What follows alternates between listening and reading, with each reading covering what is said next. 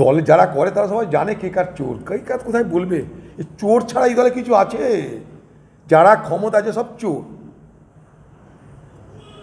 ক্ষমতা যারা পেয়েছে চুরি তাদের করতেই হবে, চুরি না করলে তাদের পদ থেকে তাড়িয়ে দেওয়া হবে। শুধু চুরি করলে হবে না, চুরি করো এবং ঠিক মতন ভাগ দাও। এখানে কোনো গড়বড় হলে দল থেকে চলে যাও। এটা হচ্ছে তৃণমূল। দলে যারা করে তারা সবাই জানে কে কার চোর, কে কার কোথায় বলবে। চোর ছাড়া এই দলে কিছু আছে? যারা ক্ষমতা আছে সব চোর। ক্ষমতা যারা পেয়েছে চুরি তাদের করতেই হবে, চুরি না করলে তাদের পদ থেকে তাড়িয়ে দেওয়া হবে। শুধু চুরি করলে হবে না, চুরি করো এবং ঠিক মতন ভাগ দাও। এখানে কোনো গড়বড় হলে দল থেকে চলে যাও। এটা হচ্ছে তৃণমূল। দেখুন, তৃণমূল সার্কাস দল, আর কি করা যাবে। সার্কাস দলের জোকারের তো অভাব নাই। এক এক জোকার এক এক রকমভাবে মানুষকে হাসির খোরাক দিচ্ছে। জানি না রাজ্য কেন দিচ্ছে না, আর রাজ্যকে কেন দিচ্ছে না, রাজ্য জানে আর কেন্দ্র জানে। কারণ আমাদেরকে তো এর মধ্যে অংশগ্রহণ করতে দেওয়া হয় না। দিল্লিতে আমরা তো আছি, রাজ্যসভাকে আগেও বলেছি কেন টাকা দিচ্ছে না, আমাদেরকে সঙ্গে নিন। দেখুন টাকা আদায় করার জন্যে আমাদের প্রচেষ্টা কতটা হতে পারে। মাঝখান থেকে গরিব মানুষ মরছে। মোদি আর দিদির কে আগে কে পিছে, হাম কিসি সে কম নেই। মোদি আর দিদির এই লড়াইয়ে বাংলার সাধারণ গরিব মানুষরা 100 দিনের কাজের সুযোগ থেকে বঞ্চিত হচ্ছে। এটা দুর্ভাগ্য। সারা ভারতবর্ষের সব রাজ্যে 100 দিনের কাজের সুযোগ পাচ্ছে। ভারতবর্ষের সব রাজ্যে 100 দিনের কাজের অধিকার পাচ্ছে গরিব মানুষরা, বাংলা বাদ দিয়ে। কেন? দিদি আর মোদির এ বলছে আমি কম নয়, ও বলছে আমিও কম নয়। হাম কিছু যে কম নেই, এই লড়াইয়ের নারেগার কাজ আটকে গিয়ে গরিব মানুষের বিপদ বাড়ছে। দেখুন সারা বাংলা জুড়ে এটা হচ্ছে। তৃণমূলের গোষ্ঠীদ্বন্দ্ব, তৃণমূল পার্টি সারা বাংলা জুড়ে জেরবার। উপর থেকে নিচ পর্যন্ত তৃণমূলের অন্তদ্বন্দ্বের দীর্ণ এই পার্টি। প্রতিদিন সংঘর্ষ, প্রতিদিন নিজেদের মধ্যে মনোমালিন্য, এবং ক্রমশ এটা তীব্র আকার নেবে।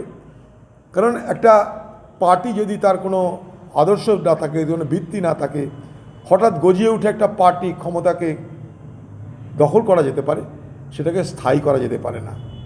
ক্ষমতা পাওয়া না পাওয়া অকেশনাল, কিন্তু আদর্শের উপর ভিত্তি করে পলিটিক্স করাটা হচ্ছে পারপিচুয়াল। মমতা ব্যানার্জি হঠাৎ করে একটা ক্ষমতা পেয়েছেন, সেটাকে স্থায়ীকরণের ক্ষমতা তার কাছে নেই। তাই এই পার্টি ধ্বংস হবে। দলে যারা করে তারা সবাই জানে কে কার চোর, কে কার কোথায় বলবে। চোর ছাড়া এই দলে কিছু আছে? যারা ক্ষমতা আছে সব চোর। ক্ষমতা যারা পেয়েছে চুরি তাদের করতেই হবে, চুরি না করলে তাদের পদ থেকে তাড়িয়ে দেওয়া হবে। শুধু চুরি করলে হবে না, চুরি করো এবং ঠিক মতন ভাগ দাও। এখানে কোনো গড়বড় হলে দল থেকে চলে যাও। এটা হচ্ছে তৃণমূল। দলে যারা করে তারা সবাই জানে কে কার চোর, কে কার কোথায় বলবে। চোর ছাড়া এই দলে কিছু আছে? যারা ক্ষমতা আছে সব চোর। ক্ষমতা যারা পেয়েছে চুরি তাদের করতেই হবে, চুরি না করলে তাদের পদ থেকে তাড়িয়ে দেওয়া হবে। শুধু চুরি করলে হবে না, চুরি করো এবং ঠিক মতন ভাগ দাও। এখানে কোনো গড়বড় হলে দল থেকে চলে যাও। এটা হচ্ছে তৃণমূল। দেখুন, তৃণমূল সার্কাস দল, আর কি করা যাবে। সার্কাস দলের জোকারের তো অভাব নাই। এক এক জোকার এক এক রকমভাবে মানুষকে হাসির খোরাক দিচ্ছে। জানি না রাজ্য কেন দিচ্ছে না, আর রাজ্যকে কেন দিচ্ছে না, রাজ্য জানে আর কেন্দ্র জানে। কারণ আমাদেরকে তো এর মধ্যে অংশগ্রহণ করতে দেওয়া হয় না। দিল্লিতে আমরা তো আছি, রাজ্যসভাকে আগেও বলেছি কেন টাকা দিচ্ছে না, আমাদেরকে সঙ্গে নিন। দেখুন টাকা আদায় করার জন্যে আমাদের প্রচেষ্টা কতটা হতে পারে। মাঝখান থেকে গরিব মানুষ মরছে। মোদি আর দিদির কে আগে কে পিছে, হাম কিসি সে কম নেই। মোদি আর দিদির এই লড়াইয়ে বাংলার সাধারণ গরিব মানুষরা 100 দিনের কাজের সুযোগ থেকে বঞ্চিত হচ্ছে। এটা দুর্ভাগ্য।